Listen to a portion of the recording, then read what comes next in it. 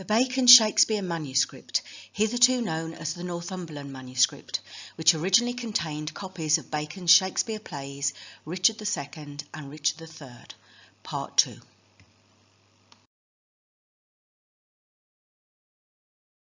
In Part 1 we examined the Bacon-Shakespeare Manuscript, formerly known as the Northumberland Manuscript, which in its present condition still contains the following 9 pieces, all of which we now know were written by Francis Bacon.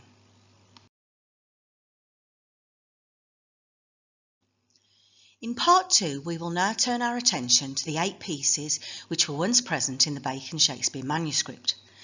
3 of them are already known to have been written by Bacon, as well as a letter written in the name of the Earl of Arundel, a play of which no copy survives, supposed to have been written by Thomas Nash, and a play or poem, Asmund and Cornelia, about which nothing is known, and Bacon's 2 Shakespeare plays, Richard II and Richard III.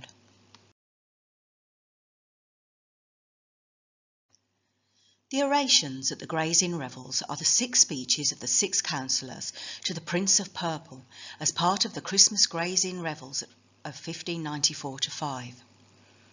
It was at these Gray's Inn revels that on the 28th of December 1594 Bacon's Shakespeare play The Comedy of Errors received its premiere. A few days later, on the 3rd of January, the members of Gray's Inn would put on an elaborate masque written and presented by their de facto master of the revels, Bacon, known as the Mask of Amity, in which the allegorical figures of Graius and Templarius at the mystical altar of the goddess of Amity reaffirmed bonds of mutual friendship and perpetual love.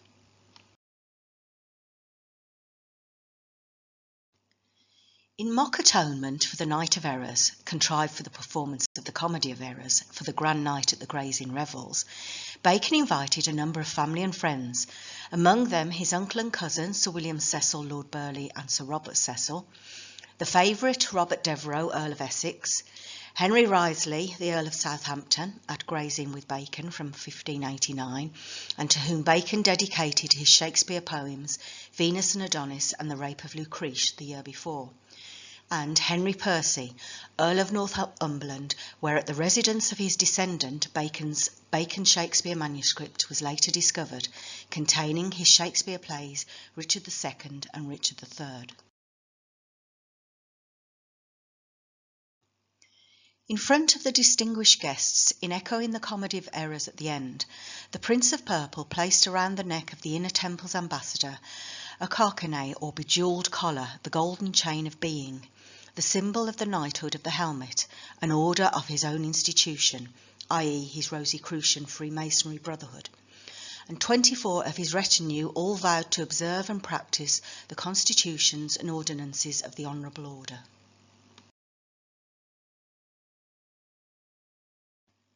When the King at Arms had read the articles of the Order of the Knighthood and concluded all its ceremonies, the Knights of the Order brought into the hall a banquet for the Prince of Purple and the Lords in imitation of the feast celebrated at all such honourable institutions. Then a table was set on the stage before the Prince and 6 Lords of the Privy Council, all delivered speeches written by Bacon. The Order of the Helmet, writes Alfred Dodd, himself a learned Freemason and voluminous author on Bacon and his Rosicrucian Freemasonry Brotherhood, gives a direct clue to Francis Bacon's secret activities. There is not the slightest doubt that this entertainment was based on an actual ceremonial akin to the rites of Freemasonry.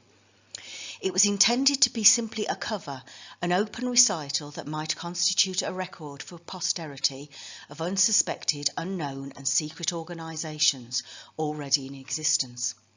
The Rosy Cross Literary Society, the Rosicrucians and the Freemasons.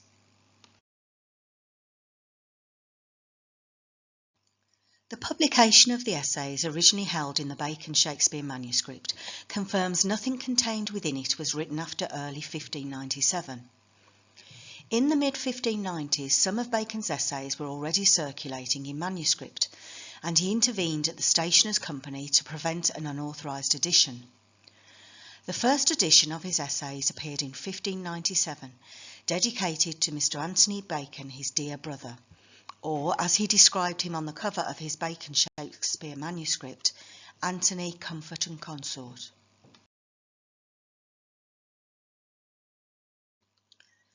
On the outer cover of the Bacon-Shakespeare Manuscript, there is an entry for a piece addressed to Queen Elizabeth, written by Bacon, which has never been identified. There is, however, a memorandum on the Queen's safety comprising 2 fragments in Bacon's own hand among the papers at Lambeth Palace Library, which appear to have been part of a lost treatise on the subject that in every likelihood is the same as the address to the Queen originally present in the Bacon-Shakespeare Manuscript. Internal evidence indicates that the 2 fragments concerned with the numerous Catholic conspiracies against the life of Queen Elizabeth date from between 30th of January 1594 to September 1594. It was written at a time when Francis and Anthony Bacon were running the English Secret Service out of Essex House on the Strand, with the Earl of Essex acting as de facto Foreign Secretary, providing Queen Elizabeth with intelligence on matters of national security and the safety of her person. As indicated by its outer cover, the Bacon-Shakespeare Manuscript originally held a copy of what is described as the Earl of Arundel's letter to the Queen. As we have already seen, the other 2 letters, the one addressed to a French minister in the name of Sir Francis Walsingham, and the other addressed to Queen Elizabeth in the name of Sir Philip Sidney, were both written by Bacon.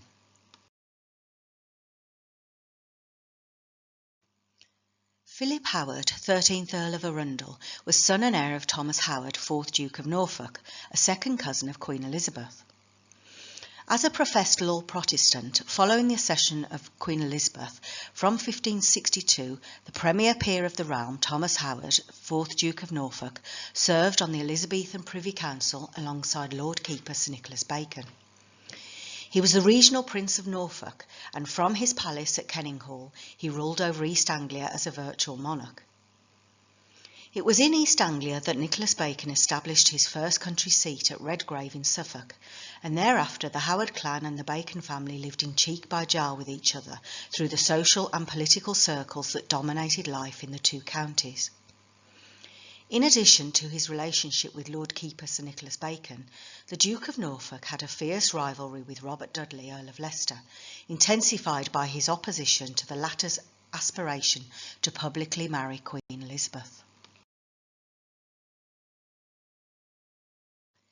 In the late 1560s, Lord Keeper Sir Nicholas Bacon and his brother-in-law, Principal Secretary of State Sir William Cecil, were aware of the secretly proposed marriage of Norfolk and the Catholic Mary Queen of Scots, which represented a threat of national security and the throne of Queen Elizabeth, which would also have resulted in the overthrow of Bacon and Cecil.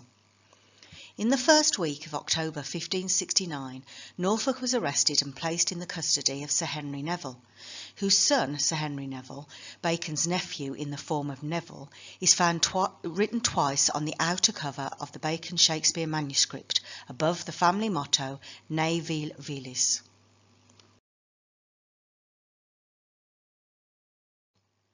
Following his release in August 1570, Norfolk participated in the Ridolfi plot with King Philip II of Spain to marry and place Mary Queen of Scots on the English throne and restore Catholicism to England.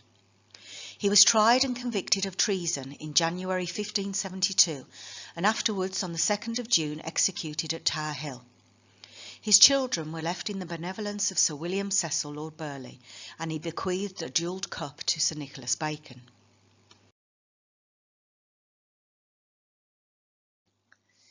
His son, Philip Howard, was born in 1557 at Arundel House on the Strand, close to York House on the Strand, the official residence of Lord Keeper Sir Nicholas Bacon, where Francis spent his early years, where presumably the 2 of them first came into contact with each other, marking the start of a relationship which continued through the following decades. Howard, known by the courtesy title of the Earl of Surrey, was at Cambridge at the same time as Bacon, where he preceded M.A. in 1576. It was for his Aunt Jane, Lady Lumley, daughter of Henry Fitzalan, 12th Earl of Arundel, that Sir Nicholas Bacon commissioned Petruchio Ubaldini, the model for Petruchio in The Taming of the Shrew, to produce an illuminated manuscript of the classical inscriptions on the wall of the Long Gallery at Gorhambury, now held at the British Library. During the 1580s, the Countess of Arundel converted to the Catholic faith, and Queen Elizabeth committed her for a year to the care of Sir Thomas Shirley at Wiston in Sussex. Arundel too was suspected of favouring the Catholic religion after hearing the disputations between the Jesuit Edmund Campion and a group of Protestant divines in 1581. 3 years later, on the 30th of September 1584, the Jesuit William Weston formally received Arundel into the Catholic Church, hiding his conversion from his royal mistress, the Queen. Knowing his situation was precarious, he secretly planned to flee abroad, but was betrayed by one of his servants. In April 1585, Arundel boarded a ship departing from Littlehampton in Sussex, which was boarded as soon as it entered the English Channel by one Kellaway acting on behalf of the Crown. Arundel was immediately arrested and committed to the Tower of London, where he spent the next 10 years. Before fleeing, Arundel wrote a letter to Queen Elizabeth explaining his actions, which he left with his half-sister, Lady Margaret Sackville, to be passed to Elizabeth after he had safely reached France. The letter depicts him as a loving servant, shunned by the Queen, whose dislike of the Roman Catholic religion made her suspect and mislike him.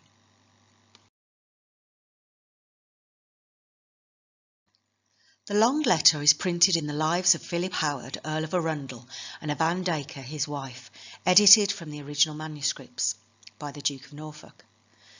The letter, which at one time was originally part of the Bacon-Shakespeare Manuscript, is entered on its outer cover as Earl of Arundel's Letter to the Queen, which it is clear from the style was written by Bacon, below which is written, "From your service, and speeches from my Lord of Essex at the tilt."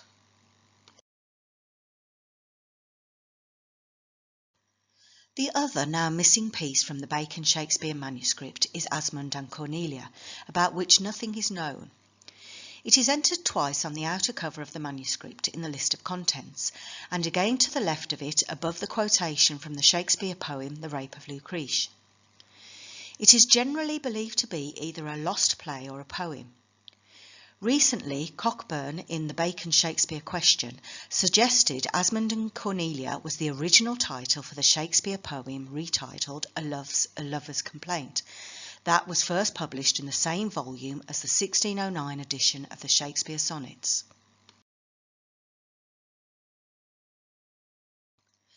That The Rape of Lucrece and Asmund and Cornelia were both by the same writer, Shakespeare, i.e. Bacon, is confirmed in the opening stanza of the anonymous Epicedium, a funeral song, upon the virtuous life and godly death of the right worshipful the Lady Helen Branch, on whose title page appears the Baconian Rosicrucian AA headpiece. You that have writ of chaste Lucretia, whose death was witness of her spotless life, or penned the praise of sad Cornelia.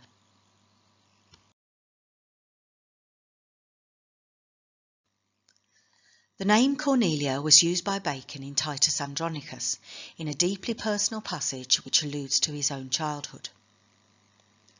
His adoptive mother, Lady Anne Bacon, provided Francis with a rigorous teaching in classical languages and texts. He was raised on the favourite authors of Sir Nicholas and Lady Anne Bacon's, namely Seneca and Cicero, that they used to read to each other as well as Francis. In a poem written for his wife Lady Anne in a time of his great sickness, Sir Nicholas reveals how he took great comfort in her reading to him from her Tully, Cicero, and my Seneca.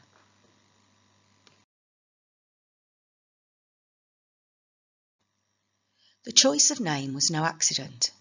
In ancient Rome, Cornelia was considered the paragon of womanly virtue, which doubles as an apt description of Lady Anne Bacon, who was celebrated as a pious and virtuous woman by all who knew her. The name Cornelia is of Latin origin, meaning horn, which phonetically suggests bacon, and if we look more carefully at the first letters of the first two words and the first syllable of the third in Our Boy Cornelia, it provides us with an anagram A.B. corn, from which we are able to readily derive bacon or bacon.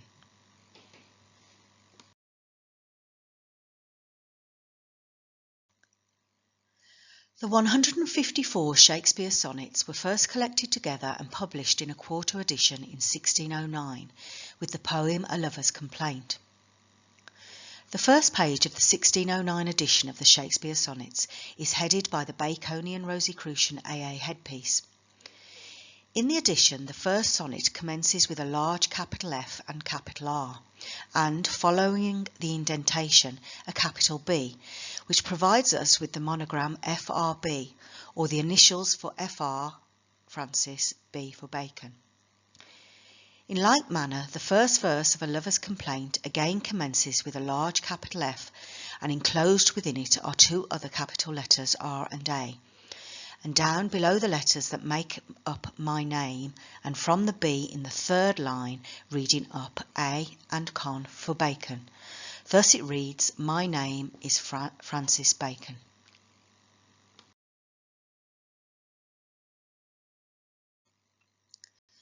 Underneath the entry for Asmund and Cornelia on the outer cover of the Bacon-Shakespeare Manuscript appears the entry Isle of Dogs by Thomas Nash. The play was performed in 1597 and suppressed. It was never printed and is now lost. It has long been known to some Baconian scholars that Thomas Nash was one of Bacon's literary masks.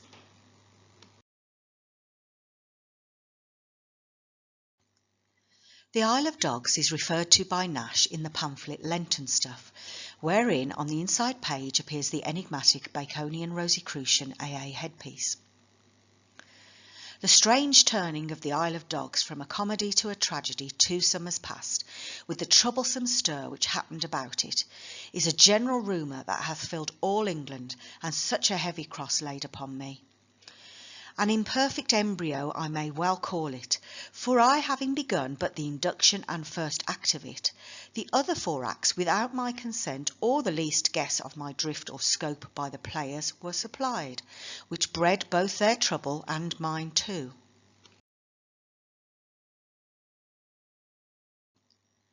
The seditious play was performed some time before the 28th of July 1597, when the theatres were closed after the Privy Council had received information that a lewd play containing seditious and slanderous matter was being performed on the Bankside. From the little we know of the play, it apparently criticised government policy and abuses of state. The following investigation by the governing officials resulted in several players and one of the apparent makers of the play being thrown into prison.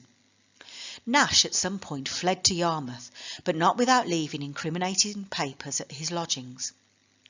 On the 15th of August, Topcliffe and others were instructed to investigate the matter further and discover what had become of the rest of the players, what copies of the play had been distributed, and to whom.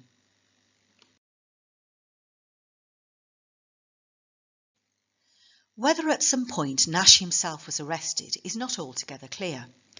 More certain is among those players or actors arrested was one Ben Jonson, along with Gabriel Spencer and Robert Shea. On the 8th of October, a warrant was delivered to the keeper of Marshalsea Prison, ordering him to release Gabriel Spencer and Robert Shea, stage players, out of prison who were of late committed to his custody. The like warrant for the releasing of Benjamin Jonson.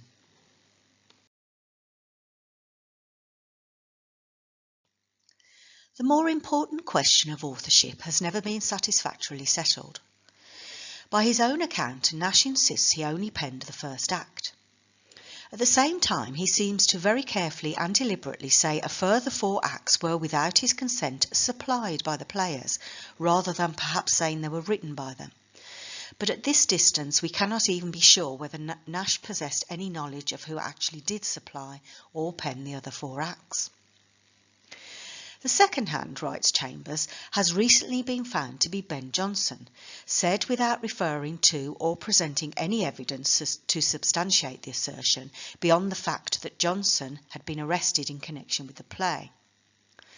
This view received endorsement from his 2 authorities, Hereford and Simpson, who initially remarked that Ben Jonson appears to have been employed to finish the fragment of a satiric comedy, The Isle of Dogs, left imperfect by Thomas Nash. But in the same paragraph the assertion quickly hardens into certainty. The principal, if not the only hand employed, was unquestionably Jonson's. Yet, as his authorities point out in the pages directly preceding these comments, Jonson at this time was not known as a playwright, but as a journeyman player. We find him in 1597 playing in a strolling company of actors, and up to this time he had not published his first dramatic work. As a consequence of the information reaching the authorities of a performance of the Isle of Dogs on the Bankside, the theatres were suppressed on the 28th of July, the very day of the first entry in Henslow's diary recording a personal loan to Jonson, which all taken together indicates that his arrest in connection with the Isle of Dogs was due to him having taken part in the play.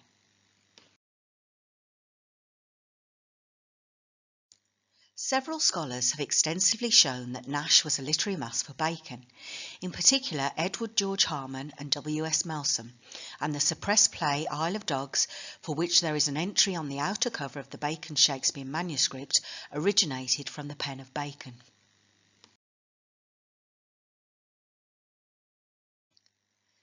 The greatest interest in the Bacon-Shakespeare Manuscript is that it originally held priceless and unique manuscript copies of the two Shakespeare plays, Richard II and Richard III.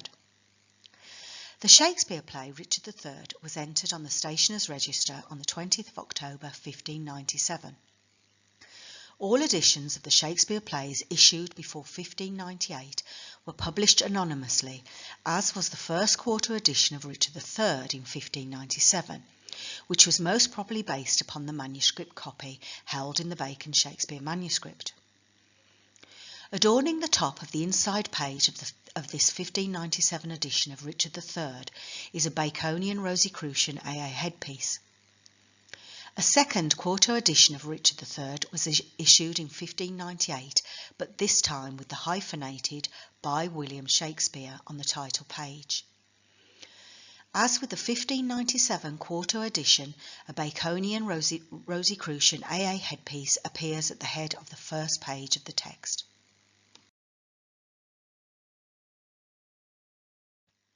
The other Shakespeare play, Richard II, originally contained in the Bacon-Shakespeare Manuscript, was entered on the Stationers' Register on the 29th of August 1597 and published anonymously later the same year. Above the first page of text appears the Bacon Rosicrucian headpiece. A second quarto edition of Richard II was published the following year with the hyphenated nom de plume by William Shakespeare on its title page, again with the Baconian Rosicrucian AA headpiece, different design, at the head of the first page. In the 1597 and 1598 quarto editions, the scene relating to the deposition of Richard is omitted.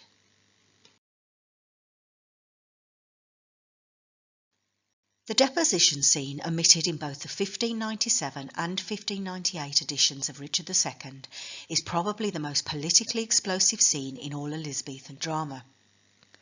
In Elizabethan England, the mere mention of the overthrowing of a ruling monarch amounted to treason.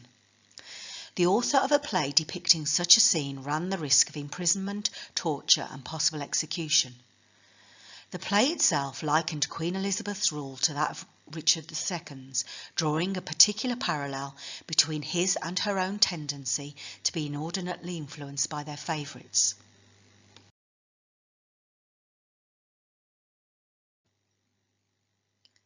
For several years it was frequently played in London streets and houses, reputedly on more than 40 occasions, presumably including the deposition scene.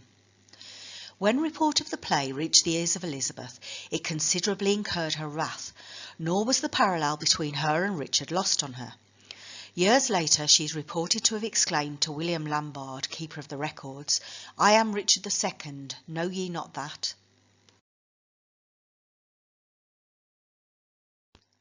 For this reason, and more besides, the scene was never printed in her lifetime. It was only after Elizabeth had been dead for 5 years that a printed version appeared inclusive of the deposition scene with the following instructive title page: The Tragedy of King Richard II, with new editions of the Parliament scene and the deposing of King Richard.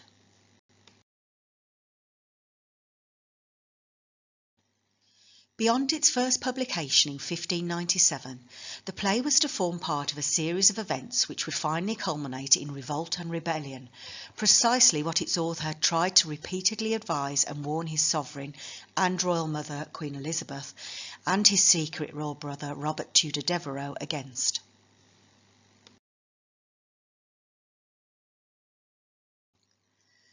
A book directly linked to these unfolding events appeared early in 1599 entitled The First Part of the Life and Reign of King Henry IV, extending to the end of the first year of his reign, in effect an account of the deposing of King Richard II. The title page states it was written by J.H. with a flattering Latin dedication addressed to the Earl of Essex, signed J. Haywood. On publication, it immediately caused a stir. It seems the popular favourite was the talk of all London, but while ever popular with the people, Essex continued to have a tempestuous relationship with the Queen. At times Elizabeth indulged his every whim, and at other times Essex alienated her with his ambitious and headstrong disposition, a dangerous course that his secret royal brother Bacon repeatedly advised him against pursuing. Prophetically, Bacon foresaw great ruin for Essex if he was not to mend his ways.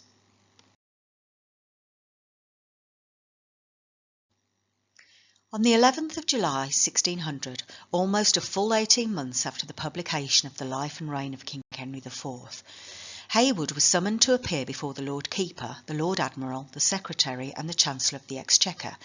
2 days later he was imprisoned in the Tower. In the September, Essex petitioned for a renewal of the patent of sweet wines due to expire the following month. The Queen's subsequent refusal meant certain financial ruin. Increasingly desperate, he threw open the doors of Essex House, thereby attracting a crowd of malcontents, many of whom had previously attached themselves to him in Ireland, to discuss his position. His actions made it seem like he was holding a rival court, and the parallels between Bolingbroke and Richard II and Essex and Elizabeth alluded to in both the play Richard II and the first part of the Life and Reign of Henry IV were looking ever more ominous.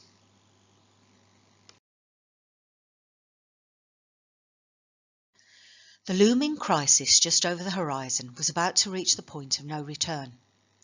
Matters finally came to a head 2 weeks later, when on the 6th of February Sir Charles Percy and Sir Gilly Merrick, with others, approached the Chamberlain's men, requesting they perform the play Richard II. The request was not intended for a private gathering, rather it was to be played at the very public Globe the next day.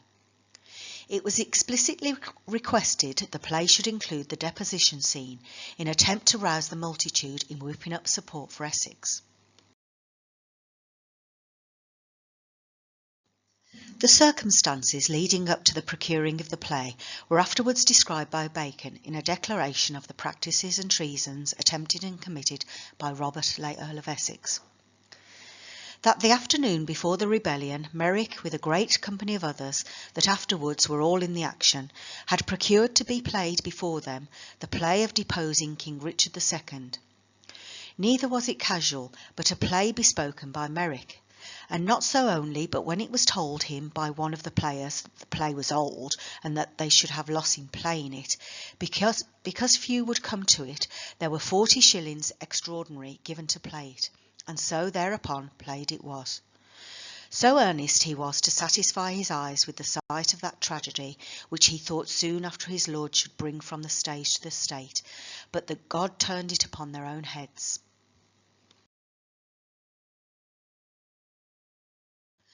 Word quickly reached Elizabeth of what was taking place. Incensing the magnitude of the threat posed by Essex and his faction, she acted swiftly. On the same day the play was acted, inclusive of the deposition scene, Essex was formally summoned to appear before the Privy Council. He pleaded he was too ill to attend, and subsequently issued orders to his supporters the insurrection was to take place the next morning.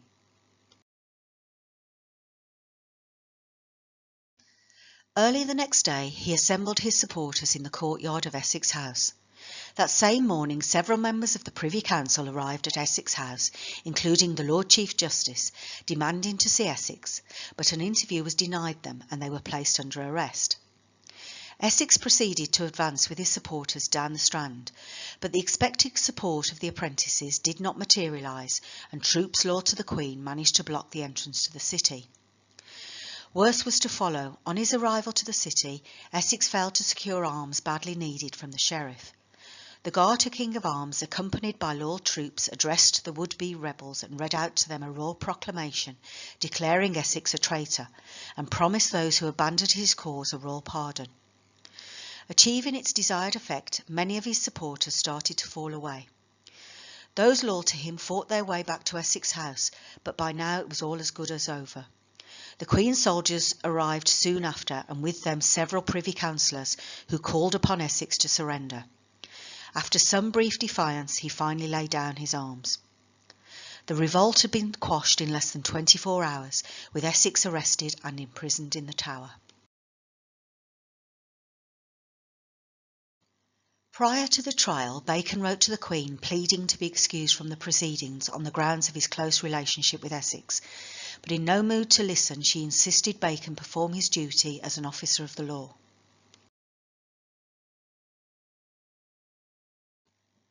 It is remarkable that throughout the trial, even though there were numerous mentions of the first part of the life and reign of King Henry IV and the play Richard II, of which a quarto edition had long since been printed with William Shakespeare appearing on the title page, and even though Heywood had been imprisoned in the Tower for the authoring of the first part, in all the documents relating to these proceedings, no mention whatsoever was made regarding the author of Richard II.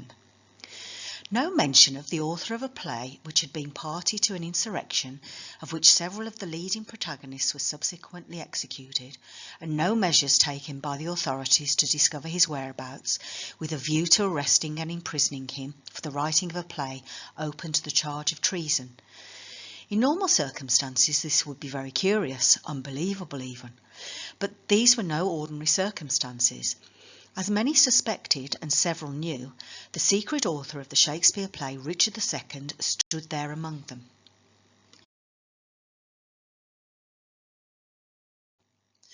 On the 25th of February 1601, Essex was beheaded in the Tower, along with several of his supporters, including Sir Gilly Merrick, instrumental in procuring the performance of Richard II. Dr. Heywood escaped a similar fate, but he was to remain in prison for a further 2 years, until after the death of Elizabeth.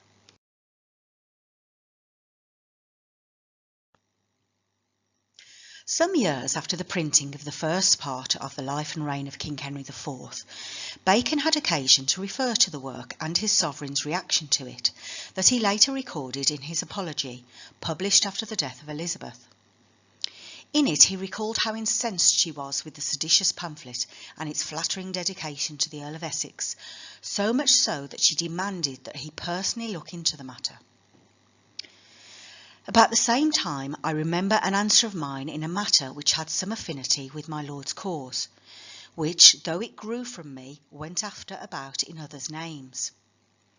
For Her Majesty being mightily incensed with that book which was dedicated to my Lord of Essex, being a story of the first year of King Henry IV, and another time when the Queen would not be persuaded that it was his writing whose name was to it, but that it had some more mischievous author, and said with great indignation that she would have him racked to produce his author.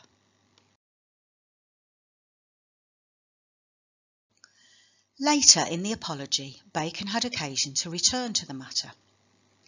It was allotted to me that I should set forth some undutiful carriage of my Lord, in giving occasion and countenance to a seditious pamphlet, as it was termed, which was dedicated unto him, which was the book before mentioned of King Henry IV.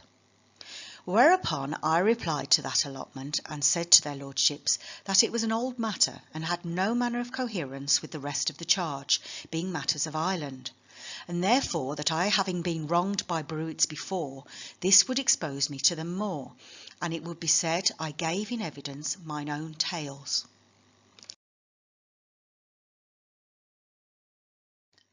The true authorship of the first part of the life and reign of King Henry IV was known to Bacon's private secretary and editor, Dr. Rawley.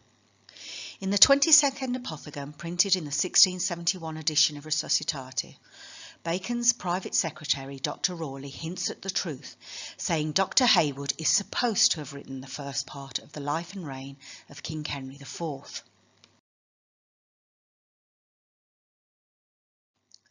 Dr. Rawley, who lived with Bacon for the last 10 years of his life and was a member of his Rosicrucian Brotherhood, knew Bacon was the true author of the work presented in the name of Heywood, and there is no doubt he certainly knew Bacon was the author of the Shakespeare works.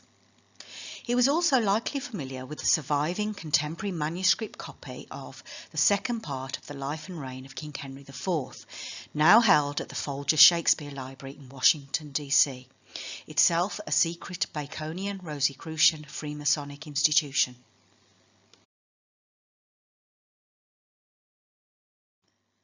Dr. Manning describes the manuscript of the second part of the life and reign of King Henry, held at the Folger Shakespeare Library, as a scribbled copy. Nevertheless, if it be a manuscript copy, the original manuscript of this work written by Bacon originated out of his scriptorium or literary workshop, as did the so-called Dering manuscript of Henry IV, the earliest known manuscript of a Shakespeare play corrected in Bacon's own hand, and the Bacon-Shakespeare Manuscript, which originally contained manuscript copies of Richard II, cognate with the first and second part of the life and reign of King Henry IV and its other Shakespeare play, Richard III.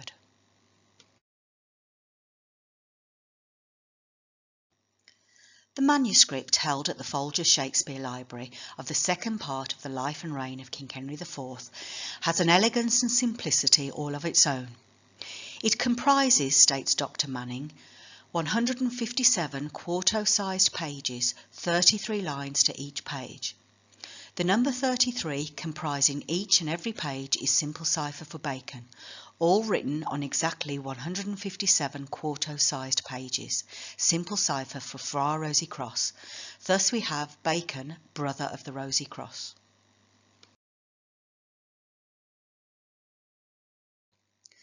On the title page of the 1597 quarto edition of Richard II, it will be observed that the word second is divided into two. This is done for the purpose of achieving the syllable con. The two lines beneath it begin with a B and A. Thus, running up the page, we read Bacon.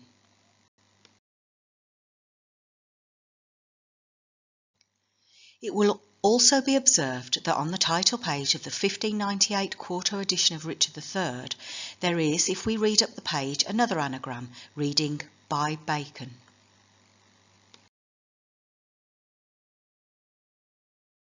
In recent times, a very substantial body of academic literature has been produced by critics and commentators surrounding the subject of Shakespeare and anagrams.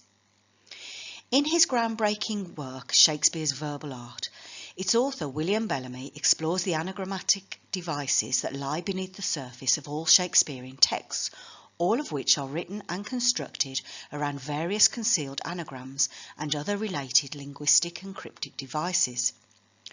This is a book, he writes, about Shakespeare's virtuosity in the art of anagram, and how Shakespeare, the greatest poet of his age, may prove also the greatest anagrammatist.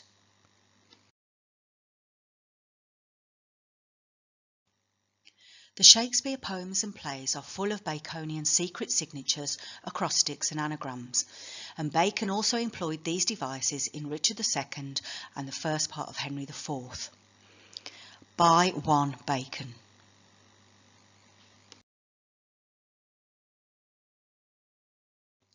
Similarly, in Act 1, Scene 1 of 1 Henry IV, he inserts another of his secret signatures in the form of both an acrostic, F. Baco, and anagram, F. Bacon.